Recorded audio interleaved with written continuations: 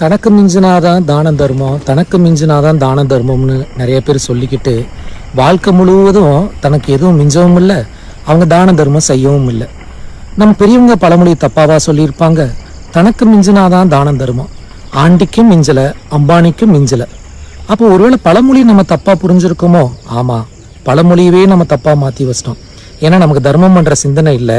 அப்போ எப்படா பழமொழியை மாத்தலாம்னு பழமொழியவே மாத்திட்டோம். உண்மையிலேயே தனக்கு மிஞ்சினாதான் தானம் தர்மம் கிடையாது, தனக்கு மிஞ்சுவது தானம் தர்மம் மட்டுமே.